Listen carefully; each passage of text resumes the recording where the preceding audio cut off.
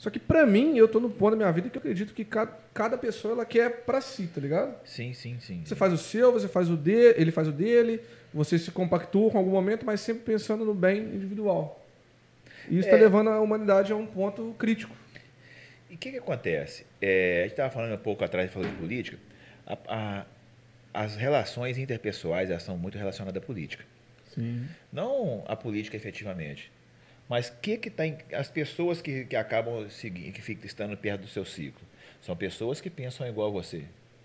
Pode ter um ou outro que pensa um pouco diferente, filtro, né? mas na grande maioria tem pensamentos parecidos, de ideias parecidas. Então, são aquelas pessoas que vão estar do seu lado para tal tipo de atividade.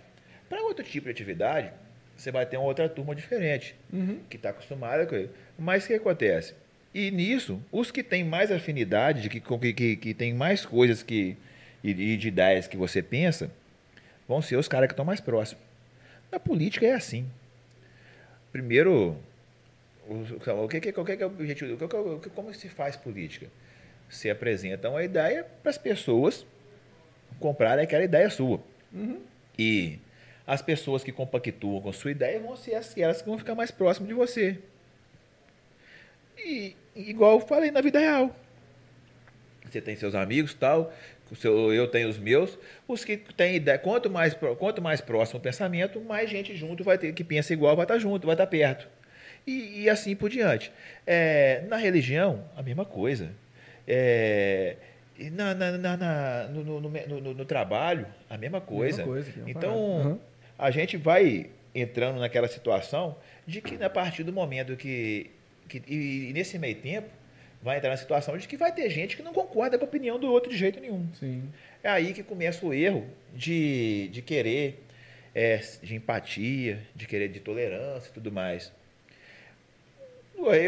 Eu tenho algumas ideias que, por exemplo, vamos falar assim, em questão de política. Eu tenho coisas que eu acho que o presidente faz que está certo, tem coisas que eu acho que nem tanto. Por exemplo, vamos falar a nível de Minas Gerais. Enquanto eu vejo que tem um monte de gente dando pancada no governador, eu acho que ele tem levado a gestão do Estado de uma maneira bem coesa e justa. Recebeu em situação financeira bem deplorável, manteve a linha de raciocínio dele, ele está ali para cumpriu a palavra. Ele está ali para lutar pelo Estado dele. Ele não está brigando, ele não está lá para poder ficar brigando com o presidente. Se o presidente é isso, se o presidente é aquilo, se o presidente fala aquilo. No dia que o presidente fala um negócio que ele não concorda, se ele precisar de falar, ele fala. No dia que o presidente fala as coisas que ele concorda, ele está fazendo a parte, ele está fazendo o serviço dele e está beneficiando nós aqui no Estado. Portanto, no Senado político, é um dos que mais se destaca positivamente. Então, assim, o camarada está ali e ele não perdeu a coerção do que ele falou que ia fazer, dos planos dele.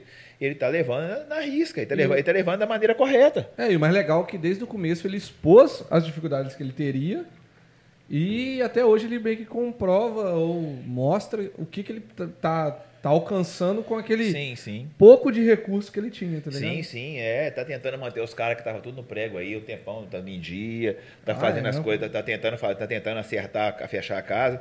E assim, é um cara que eu acho que infelizmente ele não vai querer ser candidato à reeleição, que se eu não me engano, podia ser, né? Mas o partido dele não prega a reeleição, mas o que acontece? É um cara que merecia, sim, eu gostaria que ele saísse do Novo e fosse para um partido só para tentar a reeleição.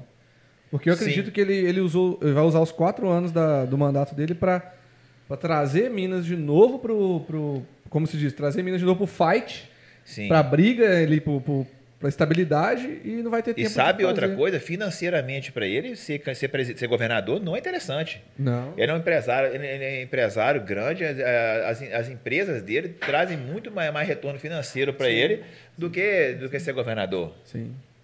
Mas ele já falou, ele é uma fase da vida dele. É uma fase da vida dele. E ele não precisa. É aquele negócio. O cara tá ali, o cara tem, igual você falou, tem empresa pra caralho, tem os grupos Zema lá no nome dele, tudo dele, ele não precisa estar ali, mas ele quer fazer diferença, ele tá ali porque quer fazer diferença. Ele tá ali porque quer fazer diferença. E ele realmente fez a diferença, porque eu acredito, tá? Eu sou eleitor dele. Eu votei e vou votar de novo. Eu voto de novo, eu faço campanha pra ele, Pra mim, o melhor governador que Minas já teve. Então, nas últimas gestões, o que eu avalio muito importante é grau de corrupção. Grau de corrupção. Eu não preocupo nem tanto com o que o cara fala, porque falar besteira qualquer um vai falar, mas eu preocupo com o grau de corrupção, o grau de comprometimento com o que o cara pregou desde o começo. Vai todo mundo conseguir seguir à risca a linha? Não vai conseguir, não. Porque o cara precisa de um negócio que chama governabilidade. Sim. Se o camarada não tiver a Assembleia do lado dele, ele não conseguiria fazer o negócio do jeito que ele quer fazer. Ao contrário do que acontece em nível federal. Apesar do Bolsonaro, às vezes, não se expressar tanto bem, o maior problema dele é que ele não tem apoio geral, apoio maior do Congresso. Aí ele é minoria no Congresso. Então, ele não consegue botar as ações dele em... Eu tenho algumas críticas com o Bolsonaro com relação a propostas ou projetos ou coisas que ele pode aprovar sem a aprovação do Senado ou da Câmara. Sim. Ele. Quando ele consegue fazer por medida provisória, igual fez agora aí, ó, essa da liberdade de expressão, essa semana saiu aí. Saiu ontem, né? Aí, assim, são algumas coisas que ele consegue. O problema é o seguinte, muitas coisas também ficam presas... Por reforma administrativa. Quanto tempo essa porra tá presa, agarrada, engavetada na Câmara? Sai, né, mano? É necessário. Negócio necessário. Reforma da Previdência. É polêmico falar sobre isso? Mas se não fizesse essa porra, tava todo mundo fudido daqui a tempo. Entendeu? Privatização. Velho, apesar de que a Petrobras, mesmo ainda sendo estatal, ela conseguiu ter lucro nos últimos 3 anos, porque diminuiu a quantidade, não vou falar que acabou, mas diminuiu a quantidade de roubo da Petrobras. Você não ouve falar em escândalo da Petrobras mais, nem coisa. Mas o que acontece? Toda empresa que é privada dá mais lucro do que a estatal. Você tira a base pela Vale. A Vale estava atolada em dívida, privatizou o negócio, ela só dá lucro. É lucro em cima de lucro, mas como assim? Então, assim, outros serviços públicos deveriam sim ser privatizados. Ou então abrir o mercado para que outras empresas entrem. Sim. Você é liberalista igual nós. Pouco dia atrás, saiu o marco ele fez a medida provisória do gás lá, né? Autorizando que indústrias estrangeiras também possam invasar gás no Brasil, porque é só a BR que invasa hoje, né? Que faria com que aumentasse a concorrência e o preço do gás caia. Sim, com certeza. Mas também, sim, tem outras coisas que o cara larga a desejar. A gente sabe que larga a desejar. Não adianta falar que resolve tudo que a gente quer, porque, assim, é difícil você conseguir resolver tudo de uma vez. Não vai conseguir, não vai conseguir falar, com um mandato não vai, com 2 se ganhar também não consegue resolver tudo. Um processo, eu entendo que é um processo lento. Já falei com o Felipe uma vez, votei porque eu entendo que era o cara que apontava um caminho diferente do que todos os outros estavam apontando. Também votei nele. E que, a partir daí agora, precisam ser moldadas as ideias que ele fez para poder transformar em obra de arte, que é a mesma coisa que ele pegar um negócio, ele pegou no papel, apagou tudo que tinha de cagada e começou a fazer um rascunho. Aí agora tem que pegar o cara que sabe desenhar e lapidar. E lapidar. Meu voto foi nele, mas hoje eu acho que eu não votaria novamente no Bolsonaro, não acho que ele seja a nossa solução. E se for ele e o Lula no segundo turno? Essa pergunta todo mundo faz, né, mano? Que é foda, né? Porque é o seguinte, eu até entendo... Eu prefiro acreditar numa terceira via e lutar para uma terceira via vir forte e tomar o segundo turno de algum dos dois. A proporcionalidade, o problema da terceira via é que a proporcionalidade de votos que a gente tem hoje, a distância entre um e outro, entre os demais é muito grande. Sim. É muito grande. E assim, a própria televisão, na ânsia de fuder o cara, julgou o cara pra cima. Ela fez os caras que gostavam dele ficar mais apaixonado ainda. Porque é o seguinte, foi falado na reunião ministerial. Aí aquele cara que votou no Bolsonaro, lá, que falou naquele negócio do Moro lá, falou, foi o que o cara queria ouvir. Uhum. Que ele estava entrando lá, que queria lutar contra a corrupção, que isso, aquilo, que o país armado, que um povo que tem arma não vai ser, como é que chama aquele negócio? Não vai ter ditadura, tal. Usa o exemplo dos Estados Unidos, que negócio tudo, aí tá. Aí, assim, tudo que o cara, que o povo que é apaixonado com ele queria, era ouvir aquilo ali dele mesmo, cara. Eu acredito até que o povo que não queria o Lula queria ouvir, tá ligado? Aí o que acontece? O cara que vota no Lula, independente de quem, ou que vota no PT, independente de quem colocar lá, vai votar no cara. Hoje tá mudando. Mas eu acho que um só ganha se o outro estiver ali. O Lula só ganha se o Bolsonaro estiver, e o Bolsonaro só ganha se o Lula estiver, porque polariza os votos. Mas é isso que vai realmente novamente acontecer. Mas sabe qual é a minha esperança? A sua esperança é acontecer igual aconteceu em Minas, né? Que isso um que eu dos ia dois falar. não for. O Zema veio como uma terceira via, ninguém acreditava, tava em último não, tava lá para trás nas pesquisas e tal, e veio, arrebentou tal, e é isso. E assim, no atual momento, eu tenho elogios para fazer com relação ao governo do Zema. A gente estava falando sobre ele agora, aqui mais cedo. Você não estava participando. Você estava dando essa cagada lá, é por isso. Você parou de conversar com nós, não sei o que você foi fazer. Ainda estava conversando sobre isso. Amarrar o gato. Então, o Zema, ele tem tido, pelo menos do meu ponto de vista, um bom governo. Tanto é que eu acho que hoje, independente de reeleição, ele ganha. Com facilidade. Pena que o partido não permite, né? Então, mas já existe uma visão de que o Zema saia do novo para tentar a reeleição. Existe. Não tem nada confirmado, pelo contrário. Isso pode ser só especulação mesmo. Mas é justamente o que eu estava falando aqui. A gente estava falando aqui. Aí estava falando o seguinte, que o Zema, ele se manteve coerente. E que é um cara que é o seguinte, que ele não está ali para poder preocupar com o que o Dória está fazendo, com o que não sei o que está fazendo.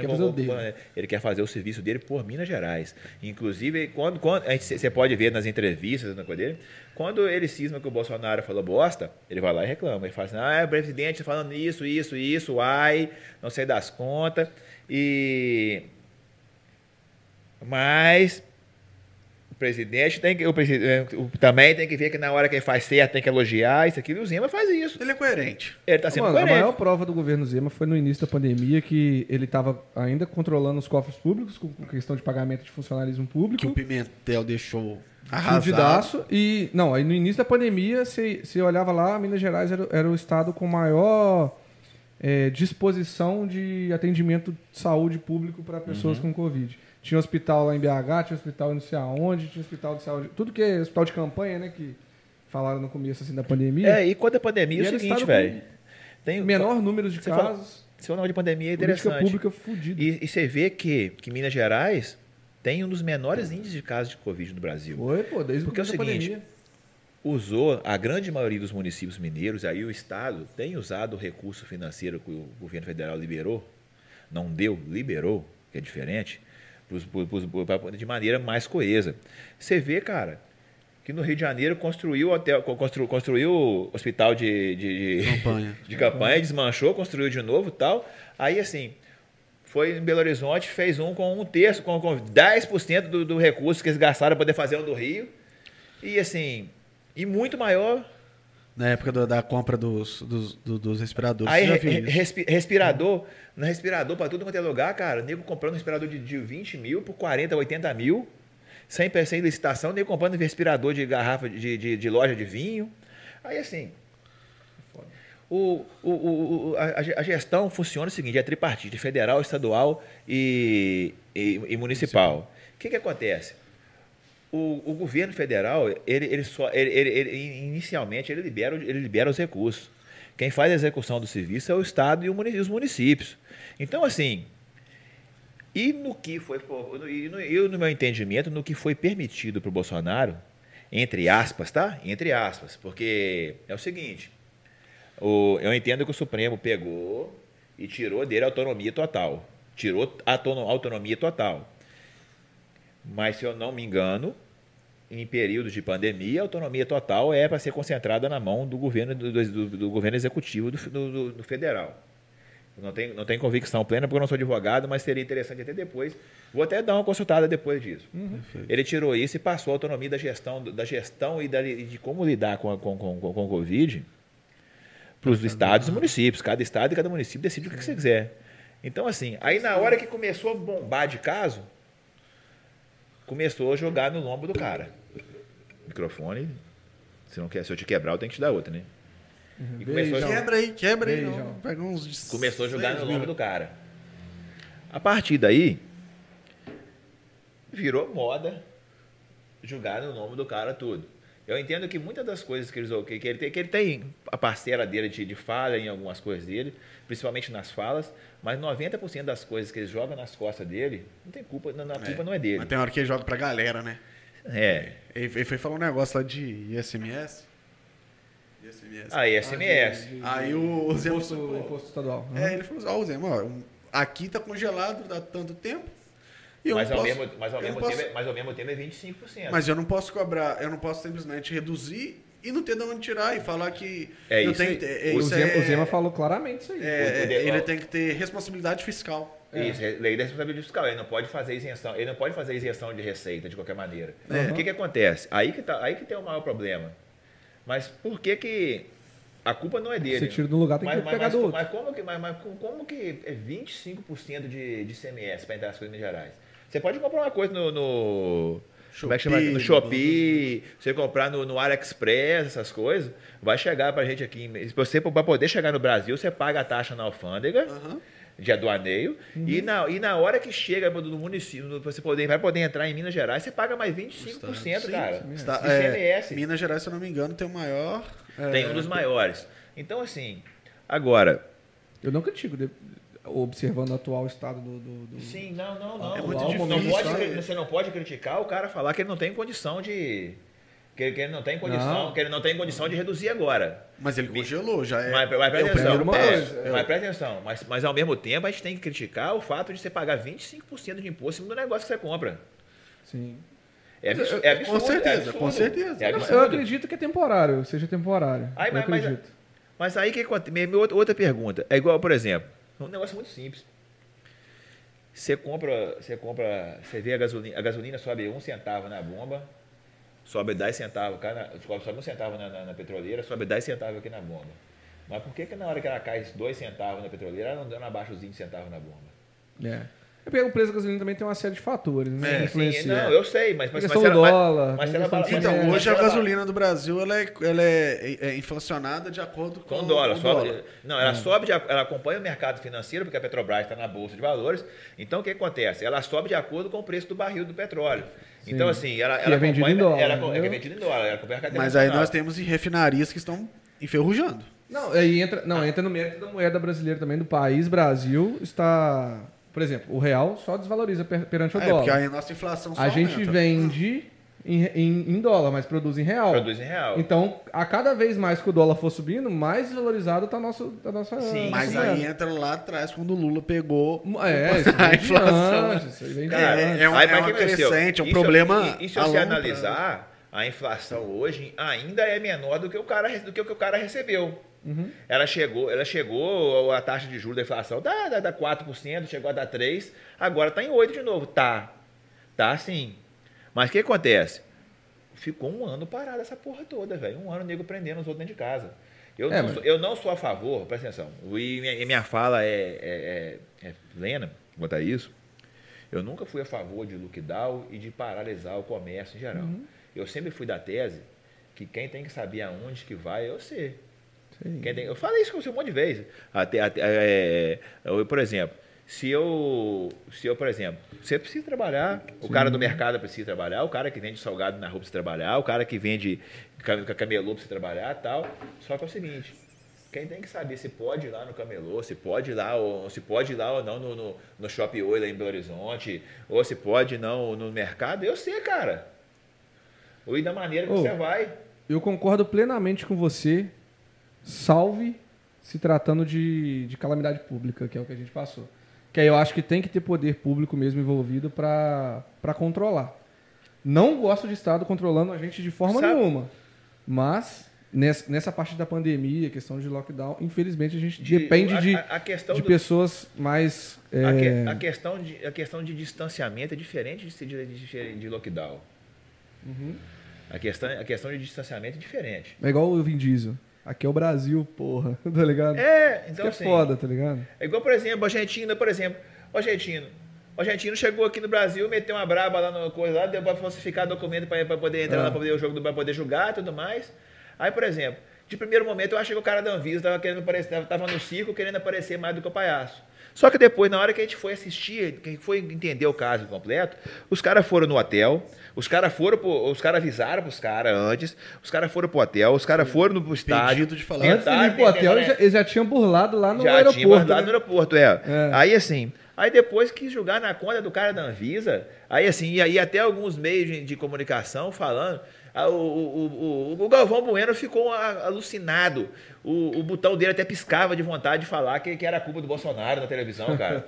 que era culpa do Queiroga, que lá no Ministério da Saúde autorizou e tudo mais, falando que tinha isso e tal. Primeiro eles falam, aí os caras falaram que primeiro que a gente, que o jogador da Argentina estava mentindo, mas que ao mesmo tempo os caras estavam conversando para poder ser autorizado pelo Ministério da Saúde para poder jogar. O bom foi que o cara da Anvisa entrou, fechou e proibiu.